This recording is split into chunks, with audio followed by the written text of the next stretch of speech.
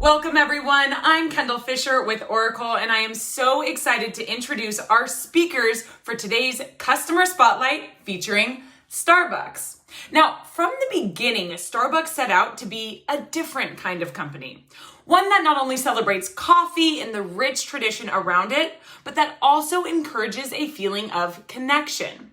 Their mission is to inspire and nurture the human spirit, one person, one cup, and one neighborhood at a time.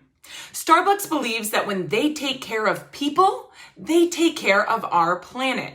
And now, this is the story of Starbucks' journey to innovate experience for their customers, their employees, and their corporate operations through technology. Please join me in welcoming Jerry Martin Flickinger, the CTO and EVP at Starbucks, and Rob Tarkoff, EVP at Oracle.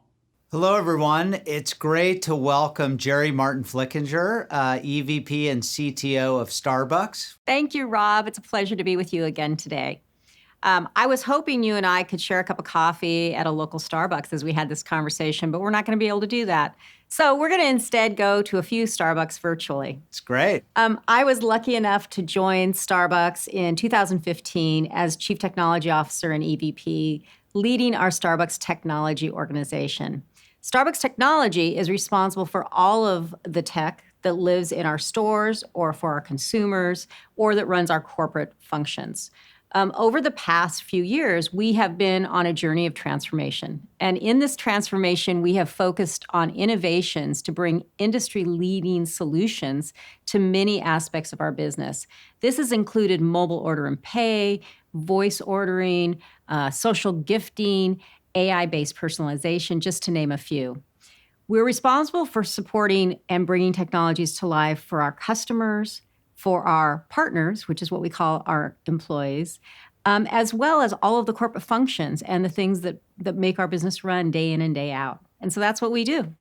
It's such an iconic brand. A lot of people don't really understand the history, and I know you have a great history in the company and would love for you to just share a little bit about Starbucks.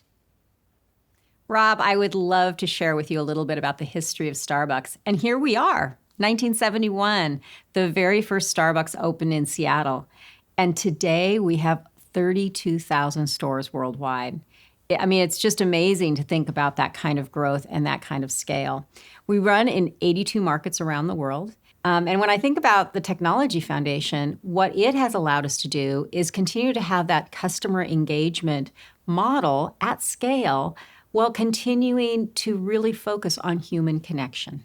I'd love for you to just share a little bit about how you've led Starbucks through a lot of this transformation in terms of the way the world has changed and the way you've had to change the operations of your business. Rob, I know we are all living through an unprecedented time. We were fortunate that we had some indication from China and our China business to anticipate a little bit about what might happen as the pandemic grew. At the very beginning, we unified around our mission and values, which really gave us strength to identify three principles that we have stayed true to this entire time. The first is really focusing on keeping our partners and our customers safe. The second is really in supporting our government and our health officials as they have navigated us through this process of the virus management. And the third is really helping our communities, doing everything we can to keep our communities vital and helping each other any way that we can find. So I would say that Starbucks has really continued to use those three principles in every decision we've made. And from the very beginning, we knew we would have to allow a lot of our leaders across the Starbucks business to make decisions rapidly and in real time. And we always put those decisions up against these three principles. And that really helped us. It helped us move quickly, it helped us make decisions quickly, and it helped our partners feel cared for. Now, you know, we're all in a little bit different place today. We've kind of moved through that initial phase of crisis, and we are now in a phase that we call monitor and adapt. But even though we're in a new phase and we're continuing to work to find the right way to connect with our communities and our customers, we continue to remain true to those three principles: keeping our partners and customers safe, supporting our government and health officials, and three, really staying close to our communities to support them in any way we can. I love the culture that refers to their employees, their baristas, as partners. I think that's just a great way to think about building community, and you do such an amazing job of that at Starbucks. There are some other partners too in your business. Obviously, your technology partners. We're proud to be among them, and I'd love to just understand a little bit about your technology strategy. Rob, let me start by sharing our mission: to inspire and nurture the human spirit, one person, one cup, and one neighborhood at a time. Even when we interact with our customers in a mobile order and pay transaction, it is so important that the connection between the barista and the customer is felt. And maybe it's just the smile when they hand you the cup, or maybe it's a special handwritten note. And so whatever it is, it's part of that nurturing of the human spirit. And tech has to fit into that without getting in the way. So as we faced the pandemic, we knew our customers and partners would need to adjust. And we realized that the sit-down cafe would not be possible. But we also knew our customers still craved a safe human connection from our familiar and trusted brand. And so as technologists, we had to sit down and think about that. And so here's some of the things we did. We went nationwide with delivery so that many of our customers who are working from home and not commuting can still have their favorite beverage in the morning. We started doing curbside at our cafes to help our customers enjoy their favorite beverage without leaving their car. And then over the next 18 months, we're going to continue to increase these convenience-led formats, which include things like increasing drive-thrus, having more curbside pickup locations, and we're also working on building more Starbucks pickup locations like the one you see behind me in Manhattan. In these stores, our customers can pick up a beverage that they've ordered on MOP, and there actually is no sit-down space in the stores. And for many customers, this really meets their need of convenience. So as you can see, technology at Starbucks is all about ensuring the human connection still occurs, but it is also part of bringing convenience to every situation. So Jerry, it's great to hear about all the connections that you're focused on building at Starbucks, but we both know that this doesn't just happen.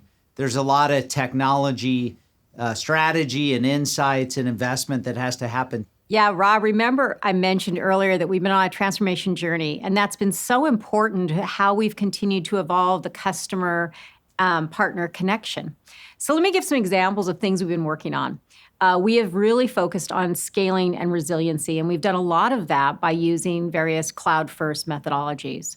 We've been focused on data exchanges, which are critically important for all the things we want to do with AI and ML, including real-time personalization and intelligent automation. We've been leveraging modern architectures like many of you all have been doing, microservices, event streaming, even using things like blockchain.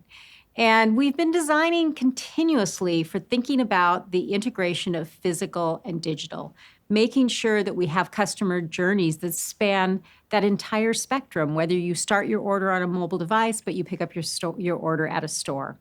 And of course, throughout that, we've developed some proprietary technology where it makes sense, and have really evolved our digital flywheel across channels and store footprints. So we've been working on a lot, and it's been a lot of fun.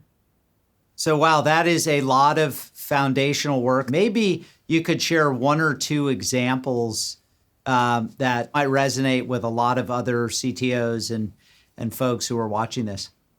So, Rob, let me tell you about a few really cool examples that I'm really proud of the team for developing that have been built on top of this foundational transformation. One is something we call blockchain traceability. If you take a bag of Starbucks beans and you scan them, you will get a complete traceable heritage of those beans, starting at the farms where those cherries were grown, all the way through to where they were roasted and bagged for you to consume.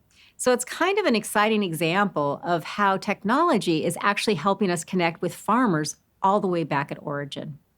Another great example is where we've been able to use AI/ML in something that we call Deep Brew. And Deep Brew allows us to take data and data signals from many, many different places to build more intelligent algorithms for personalization, to help our customers see new products they might not have seen before or try something that matches their taste profile.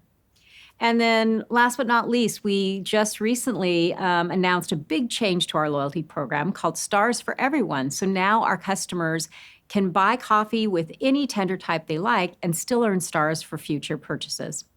I am just incredibly proud of the amazing work that's been done by the talented technologists across Starbucks, and they are truly leading into the future while still delivering today and every day. That's amazing. And by the way, my family is a massive breakfast blend consumer. Between my wife and teenage daughter, I'm sure we're racking up the stars these days, which is good. Would love to just understand, how you're working with us and how we can be more helpful. Yep. Well, we couldn't do many of the things that we've talked about without world-class suppliers. And we've been a customer of Oracle since the 1990s. Oracle solutions are part of our corporate tech portfolio, including financials, supply chain, transportation. We use Exadata for some of our data properties.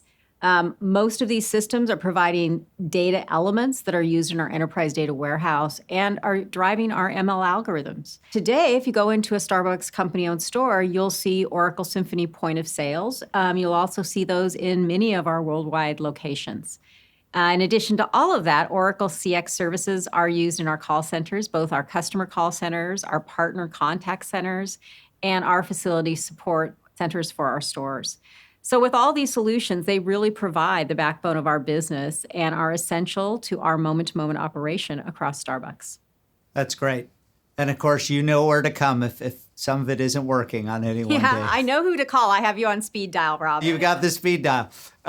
So I just want to transition a little bit to you and your ability to provide some mentorship and advice for other people. You have overseen some really amazing tech transformations, and I imagine that you weren't always broadly, supported coming out of the gates in all your ideas. So, what advice do you have for other CTOs or CIOs or heads of product as they think about how to drive some of the success that you've been able to accomplish?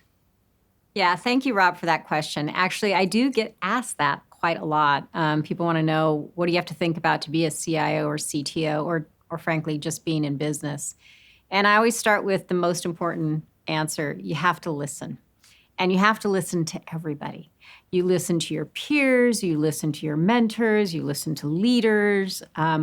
But lately I found I also listen to my kids a lot. I learn a lot from them about what that next generation of leaders is going to be thinking and dreaming and wanting. So make sure you're always listening. The second thing that is incredibly important is always put people at the core. Even if you're a technologist, you need to start with people. You need to think about how your technology is going to help people, or maybe how technology is going to help people connect better. And I think those are two very important aspects. Now, of course, to be a leader of technology, you also have to be able to spark imagination. You have to get people excited about your vision. You have to be able to help them see the future. And then after you've got a vision, you've got to be able to develop a strategy that will get you there step by step so that you can actually deliver the technologies you dream about. And, you have to just deliver. You have to make it happen. And so I think that if you really start with people at the center, listening always, that the best technology always enhances human connection, that really is all there is to it. You make it sound so easy. Well, you start with people at the center. You think about technology that helps human connection, and the rest just takes care of itself. Yeah, that's great. And I think the ease with which you explain that and the clarity, it probably has something to do with why you've been successful in being able to do that. And I just want to say on behalf of Oracle and all our customers and everybody who's joined, I really want to say thank you, Jerry, for joining us on this discussion. Congrats on all the amazing success at Starbucks and the continued success that lies ahead. Thanks very much, Jerry. Thank you, Rob, and enjoy your almond latte.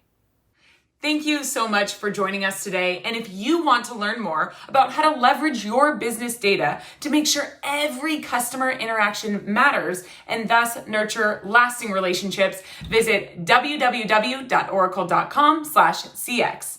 Thank you again, and we look forward to seeing you real soon.